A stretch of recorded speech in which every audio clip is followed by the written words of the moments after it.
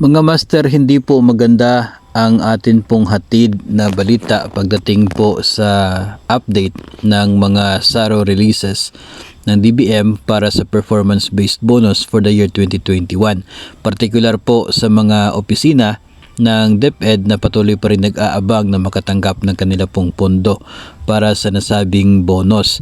No, sa ngayon po ay ngayong araw, August 14, 2023, araw ng Lunes, ay wala pong bagong SARO na na-release ang DBM para sa PBB 2021. So ibig sabihin po nito, yun pong mga nag-aabang pa ng kanilang pondo ay bigo na makatanggap ng pondo ngayong araw. So doon po sa Region 9 ng DepEd, na wala pong nadagdag doon sa 3 opisina na una po nakatanggap ng SARO. Maging doon na rin po sa ilang bahagi ng Cordillera, na sa pagkakaalam po natin, base po sa inyong mga mensahe, marami pa rin pong bahagi ng Cordillera ang wala pang SARO sa PBB 2021. So, ibig sabihin po ngayong araw ay patuloy pa rin po na wala pa ring SARO para doon sa mga hindi pa nakatanggap.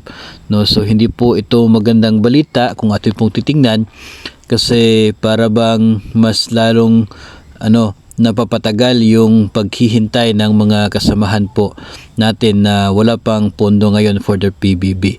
No.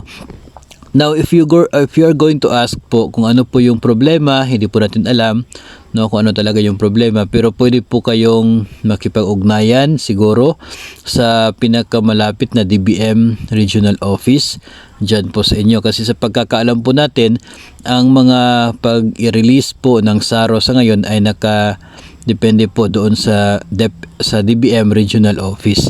No, pagkatapos po ng tama yung mga documents, ay nasa kamay po ng Regional Office ng DBM yung pag-process para sa release ng allotment order.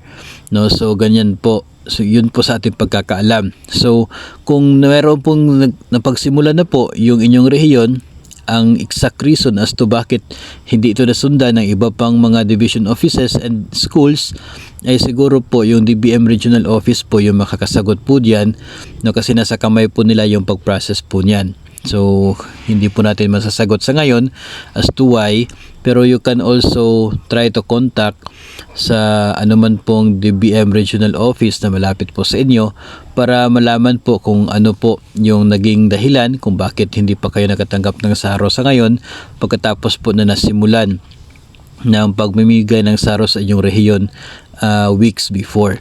No, so abangan po natin bukas at maging sa mga susunod na araw ngayong linggong ito kung may mga madadagdag ba doon sa mga makatanggap ng allocation for PBB 2021. Basta as of today, August 14, araw ng Lunes, ay wala pong bago, wala na dagdag. So wala po tayong good news para po sa mga nag-aabang na makatanggap ng pondo.